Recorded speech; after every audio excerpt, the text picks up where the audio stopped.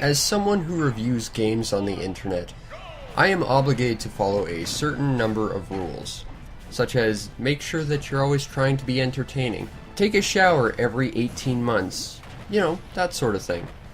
But there's one rule more sacred than any other, and that is at the end of the year, you must compile a series of games in some sort of order to convey how much you like them and recommend them to other people.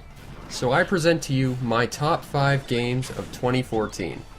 Would have been 10, but I would have needed to record 3DS footage, and I don't know how to do that. But while we're on the subject, shoutouts to Shantae, Fantasy Life, and Azure Striker Gunvolt. Anyway, number 5. Sunset Overdrive. It's bright, it's colorful, it's wacky, it's got a brilliant art style, but most importantly, it knows what it wants to be. Fun. And it is. I love the crazy weapons, I love the character customization, and I love the quirkiness of the title, in that it seems to be the only AAA title on the Xbox One that's got any remote color palette to it. Although I'm not a big fan of the learning curve in combat. Once it clicks, and it's a ton of fun. But I'm not putting this any higher than 5th on the list, because of how smug the game seems to feel with itself in the fact that it is a video game.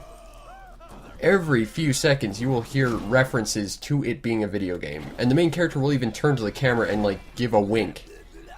I swear, after the 25th reference, I could hear Yuri Lowenthal rolling his eyes in an audio booth somewhere. It was tough. Number 4. Tales of Xillia 2. I loves me my Tales of games, and this one's no exception. However, it had some really bizarre design choices, such as doing the same thing it's done with every other direct sequel, in that you're not following the established characters but some random new guy that no one knows about or cares about. Even odder still is the fact that they make him a mute until plot demands him otherwise, and then he actually becomes an interesting character, and I wish I was following that guy instead of the mute asshole I have to play as. That said, you get the entire old cast back plus a few new characters, and that ending? Perfect. Number 3. Everyone's favorite space ninja from the future is back in Strider. Hell yeah. And while this game is completely new, it seems to have captured the rhythmic feel of the original game. Tons of fun, huge open world, although it's a lot more linear than it likes to have you believe. And if that wasn't enough, you can make your own Strider. You could even have my Strider. Wait, you can't have my Strider, he's mine. Go get your own Strider. Thinking you could have my Strider. The nerve. Number 2. Earth Defense Force 2025. EDF! EDF! EDF! Do you like death? Then die!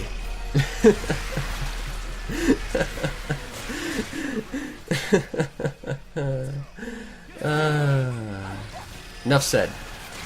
Number 1. Alright, I'm just gonna level with you here. I'm not too happy that this is my number 1 game of the year. Not because it doesn't deserve its place. It was the one game I enjoyed more than any other.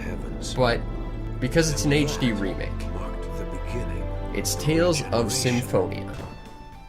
Still one of the greatest RPGs ever made, but it's still a game that came out 10 years ago. And what does that say? Don't get me wrong, the other games on this list were great, but this one is special because it was just an engaging story, brilliant characters, a journey to remember. If you haven't played this game, and you consider yourself an RPG fan, boy are you missing out. That, and you can pick it up with its sequel, which I choose to not ever acknowledge, for about $15. Also, it's a hell of a lot cheaper than the $100 you'll pay for the original version, that's for sure.